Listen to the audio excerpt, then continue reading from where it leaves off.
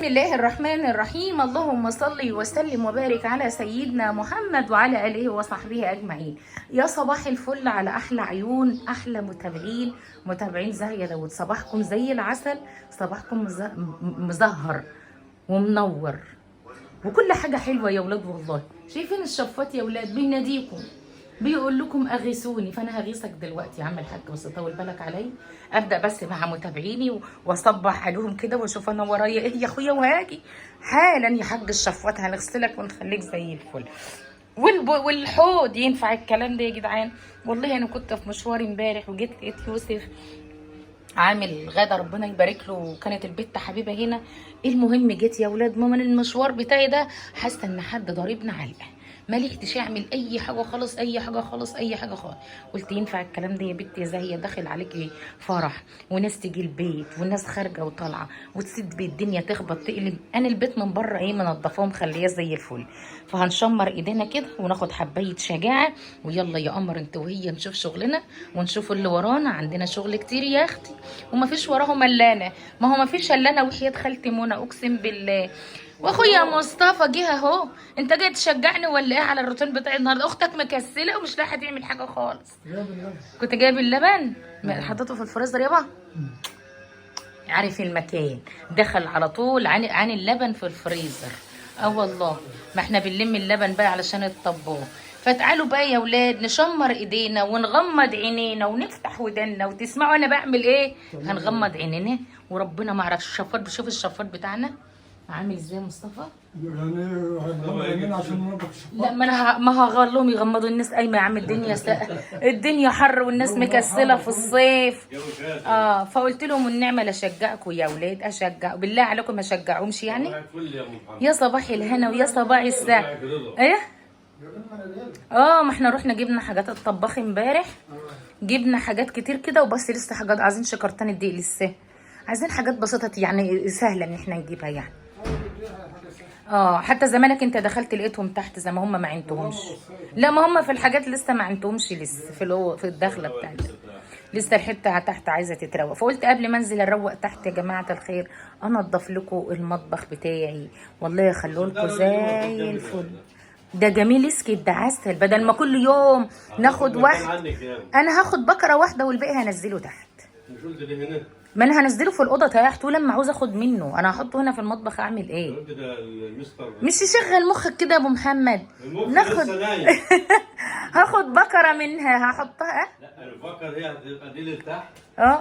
تحت لا واحده بس هنا ولا حاجه، دي لينا احنا. هو الطباخ عايز يعمل بقى ايه؟ قلت لك لو الطباخ طلب منها هديله، ما طلبش منها، ما انا بقول لك لو هو ما طلبش منها يبقى عندنا. قلنا بنجيب الكشف، قلنا هي مكتوبه في الكشف. لا مش مكتوبه، مش مكتوبه والله ما مكتوبه في الكاش. لا عارف، احنا جايبين مناديل تانية. انا بجيب المناديل هنا يا مصطفى من الصيدليه ومن الوكاله، ما بتستحملش. ما بتستحملش. دي على بعضها ب 400 جنيه، يعني البقره من دي ب 75 او ب 65 جنيه. ست لا ما تجيش ب 400. طب احسب كده 140 جنيه دي كلها. 140 جنيه ازاي؟ لو الراجل كان سارقها، الراجل كان سارقها ولا ايه؟ هو اي البقر هي ب 400 جنيه والبقره فيها بتقف بس 65 75 في حاجه زي دي. جايبين الشهداء كلهم. وجبت ايه يا ولاد؟ برضو جبت المعطر ده اهو يا ولاد. الله يا ولد ايه، افتح المعطر ده كده يا مصطفى، افتح كده المعطر ده وشم ريحته وربنا ما يحصل. وجبت دي علشان الازاز، علشان على فكره انا جايبه دي علشان الرخامه. ايه شم كده شم. مش هياخد يا عم واحد. شوف كده. لا بالله عليك كمان شم للدوب. هتديني كوبايه؟ لا يابا ده انا جايبها عشان النحل يتلم على اختك. دي حسام ده حسام جايبها ديت اسمه صوص الرانش دوت علشان خاطر عاوز يعمل بيتزا يابا. وجبت ده علشان الرخامه بتاع المطبخ، حلو قوي الرخامه للمطبخ. وجبت ده عشان الحق بقى البوتاجاز والحتى معفرين عند الراجل. هعمل لك، هتعمل ايه بالفرغ؟ ازاي اللوبيا. ودي كمان جيت اجيب ازازه بيروسول. قال لي خدي دي يا احسن من البيروسول. هو اصلا الراجل الطباخ عاوز ازازه بيروسول وعاوز وعايز واحده معطر. تمام. بقول لك في دواء اه بتحط. هو اداني دي يا مصطفى، هو اداني دي، معرفش دي تركيبه حد عاملها ولا. بقول لك بيموت الدبان. لا بقول لك اسمه. فتعالوا بقى يا ولاد على مخه. امسك بقى الحته المطبخ ده، نضفه وخليه زي الفل. ايه ابو محمد بيقول لي دي مش هتنفع. تمام استنى، انا هفتح واحده من ده. هتمشي بكده تقول انها هتاخد مكان. مش هتاخد مكان ولا حاجه. انت مفكر احنا هنعين دي كلها هنا؟ هتتحط فوق عادي في المطبخ فوق. اهي ودي تنزل في الاوضه تحت، وهدي كمان اما نخلص بنتي. هتتزحلق. لا مش مزدحلقه. انت عاوزها تزدحلق وخلاص، مش مزدحلقه يعني. همسك بقى الحاجات اللي على الرخامه دي كلها يا ولاد، امسحها واروق المطبخ ده عشان تبقى الدنيا كلها حواليا زي الفل. انا مطلعه الصواني دي كنت عيناها، بس كل ما حد يجي من الواد يوسف يحتار علشان يشوف الصينيه يقدم فيه، طلعتهم له قدام عينه. دي مكسوره بقى مش عارف يطلع حاجه. اطلع كل دوت، امسح الرخامه وارجع كل حاجه مكانها. يا حبايب قلبي ده اهو الجلانس ده، اسمه جلانس على فكره، معرفش بقى ايه، احنا كنا عارفينه زمان بالاسم ده. انا بجيبه وبمسح بيه الرخامه بيكون زي العسل اهو. كل مره اقول للولاد هاتوا لي واحده هنا من الصيدليه، يقول لك ما احناش عارفينها يا ماما. يا ولاد هاتوا لي واحده من الصيدليه، يقول ما احناش عارفينها يا ماما. لحد ما انا جبتها قلت فرصه بقى.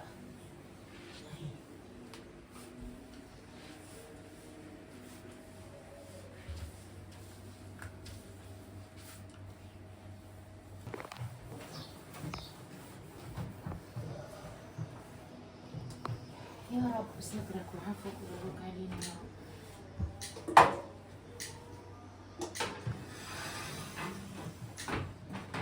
عارف ببقى عايزه اعمله كده اهو، بس الفيشه بتبقى حاجه مش كده احسن، ولا خليه كده وشه كده احسن؟ كده احسن صح؟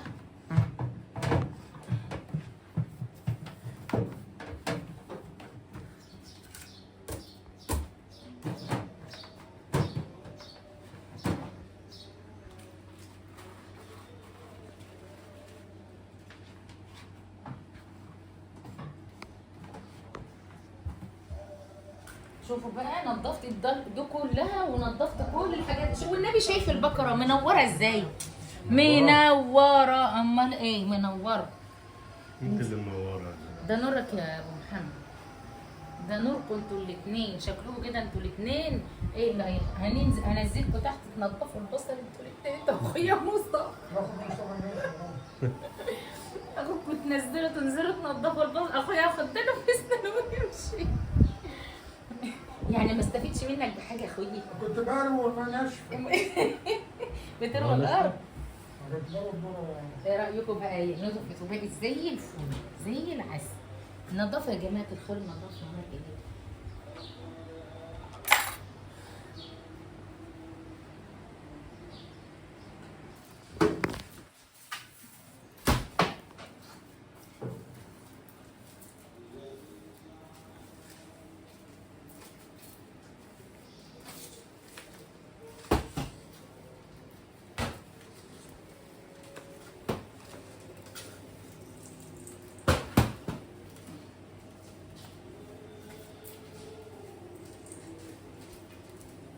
هنا بقى ايه نجرب، ده اسمه ايه؟ ميكس. نجربه بقى ايه، نغسل البوتاجاز وانزل الشفاط برضه. بس طبعا محمد نزل تحت مع مصطفى اخويا، مش رايحين يعملوا البصل يعني عشان يكون عندكم عيب كلهم يهربوا مني. وكمان هيجي يشتري بس بقى الشفاط كده نمسكه نغسله برضه وننضفه وننضف كل حاجه، ونخلي المطبخ برضه على قد ما نقدر يبقى نضيف كده، وتجيلك نفس وانت واقفه تشتغل فيه وتعملي فطارك وتعملي غدا. انا طبعا البيت مروقاه بره قبل ما اخش المطبخ زي ما احنا متعودين. شوفوا اخوكي جالك زي ما مصطفى بيجيلي بالصدفه كده، والله الصبح حد جه كده يبقى البيت من بره نضيف وانت واقفه في المطبخ، وبالذات بقى لو مطبخك مقفول ما يبقاش فيه مشكله. كده سيبه كده لحد بس ايه ما ابو محمد يجي ينزل الشفاط كمان تعالوا بقى ايه، هغسل المواعين بتاعتي برضو اللي على الحوض دي وانضفها واخلي الدنيا حواليا زي الفل، وكل حاجه بترتيب كده ونظام، هتلاقي المكان معاكي زي العسل، ولا هيتعبي ولا مجهود ولا اي حاجه. انتوا المخلل البتنجان رميتوه ولا كلتوه؟ مش عارف. ما شاء الله عليكم، ما شاء الله ما شاء الله.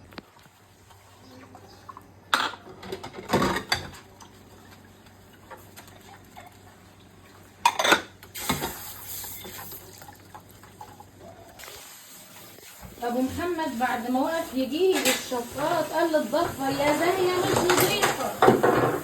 الضلف عرفتوا بقى ان الشغل بيجيب بعضه يا جماعه. منه ولا احطه بقى؟ هات عشان ارش نار. الفول دي كلها عايزه تتحط في الغساله تتغسل. شايفين ايه الحلاوه والجمال ده؟ عظمه على عظمه يا ست، عظمه على عظمه عليكي يا زوزو. يا زوزو هات يا ابو محمد هات. اللي معاه بنات في الهنا يبات. ولما قالوا ده بنيه ده شد لما قالوا ده صبيه هد الحيط عليا، ولما قالوا ده صبي مش عارفه ايه بخربطه. معرفش الناس بتوع زمان كانوا بيجيبوا الامثال دي منين. بالمره ولا فوقيه؟ هات هنضفه بالمره، بس استنى بس اما اشتري الحوض اهو، اغسل مواعيني والم اشيائي وحاجاتي اللي على الحوض، علشان انا ما بحبش الكركبه فوق دماغي كده، ما بحبش الكركبه خالص نهائي خالص. بس ايه المواعين بتاعتي وبعد كده نستعد للباقي. عرفتوا بقى كل حاجه بتجيب بعضها ازاي يا ولاد؟ نغسل ايه بقى؟ نغسل الشفاط. احنا طبعا ايه غسلت الحيطه. ابو محمد بصراحه انا ما اعرفش اقف الوقت اللي فوق دي، الله يبارك له، عمل لي اولا الشفاط وشايفين بقى نغسله بقى يبقى الدنيا كلها نضيفه. وكمان شديت ورا البوتاجاز رشيت على حبه كده من المعطر. بقول من المعطر ايه؟ فين المعطر ده يا زهر؟ يا لهوي يا زهر، ركزوا يا زهر. شويه من الزيت بتاع الدهون برضه نغسله بالمره، يعني نظافه نظافه. شوفوا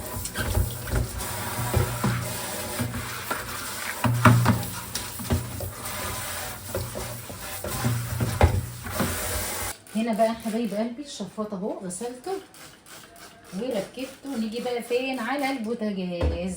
تمام، هنغسله غسله محترمه. وطبعا انا رشه هنا برضو اهو، انا رشه قبل كده علشان الدهون اللي ورا البوتاجاز كمان ايه تتعمل. قلت بقى والله يا ولاد الروتين ده ما كان في دماغي اقسم بالله. يعني حد يقول لي يا زي تعملي ايه؟ اقول لهم انا بسيب كل حاجه ايه بظروفها، سيبوا كل حاجه على ربنا وبتلاقي كل حاجه اتدبرت كده والله. يعني الروتين اللي انا بعمله ده ما كانش في البال خالص. سبحانك يا رب. العقل في التفكير والرب في التدبير. يعني ايديا كانت متعوره المره اللي فاتت وانا بغسل البتاع ده.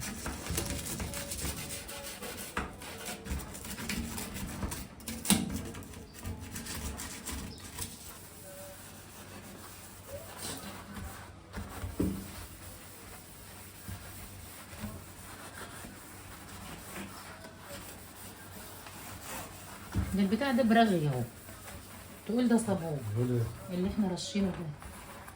انت معلش صابون؟ لا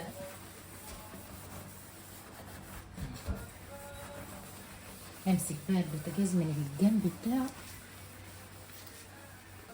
بالسلكه بقى نظافه. ما كانش ليك حساب النهارده تتغسل يا بوتاجاز، بس يلا العقل في التفكير زي ما قلنا والرب في التدبير، وربنا اللي بيدبر كل حاجه اهو.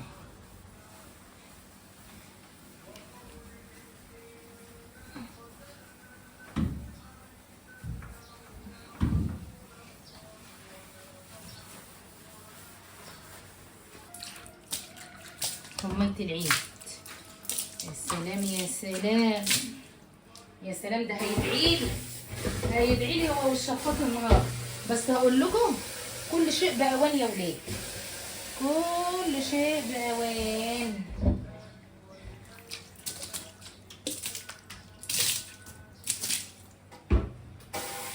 كده حبايب قلبي نظفت المطبخ تنظيفه بنت لذينه.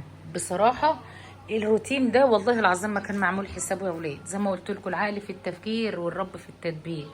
طبعا مسكت المطبخ بقى كل الرخامه ديت مسكتها بالجلانس، شايفين بقى بالمنظف ده، شايفين اهو خلى الرخامه بتاعتي زي الفل وبتلمع.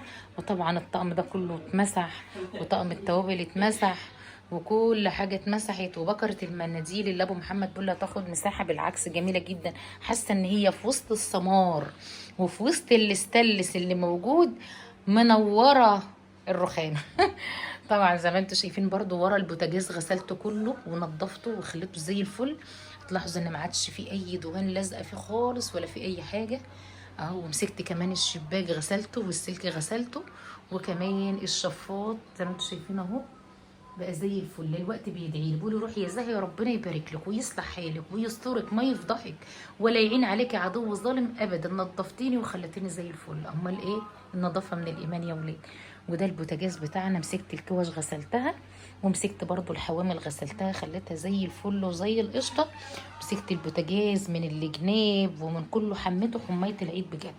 طبعا باسكت لا مؤاخذه الزباله غسلته برضو ونضفته وخليته زي العسل. وخليت الدنيا عندي في المطبخ زي الفل. والله كمان شدينا الغساله بتاعت الملابس الهدوم، شديتها ابو محمد شد، انا شد زقنا الغساله الناحيه دي شويه، وابو محمد على انا ما خلصت شغلانه كان هو ايه سحب كل اللي تحت المطبخ كله نضفه بقى زي العسل. ايه رايكم بقى؟ شغلانه لا كانت لا على البال ولا على خاطر، بس نضافه. كان ابو محمد قال لي احنا عندنا شغل كتير في البيت تحت، كنا خلصناه الاول. قلت له لا والله ما هو كله شغل، والبيت لما بيكون نظيف والمطبخ نظيف وحاجتك كده تظبطي نفسك وتظبطي دنيتك والدنيا تبقى معاكي تمام وزي الفل، تحسي بقى ان الدنيا نظيفه. دلوقتي انا انزل تحت اشتغل تحت واحس ان شقتي برضو نظيفه، مانيش مقصره في اي مكان. واحنا قلنا ايه؟ ايد على ايد، ايد على ايد يا جماعه الخير بتساعد وبتسند. ربنا يبارك لي في ابو محمد يا رب وما تحرمش منه ابدا، ويديله الصحه ويديله طولة العمر ويديه الصحه يا رب، ويفرح باولاده كلهم ويشوف احفاده واحفاد احفاده. طبعا شدنا كل حاجه نضفناها وخليناها زي العسل كده. حبايب قلبي ده الفيديو بتاعنا النهارده، يا رب يعجبكم ونور رضاكم. اشوفكم على خير في فيديو جديد. ما تنسوش لايك وشير للفيديو، كومنتاتكم الحلوه اللي بتسعدنا وبتحفزنا ان احنا نكمل. احلى متابعين واحلى اخوات متابعين مطبخ زاهية داوود. اشوفكم على خير والسلام عليكم. شوفوا عندي انشكاح هقعد اريح شويه، وعندي شغل تاني برضه هكمله، بس يلا خليكم معايا ونعمل فيديو تاني بقى ان شاء الله. حطوا لايك بقى للفيديو. السلام عليكم.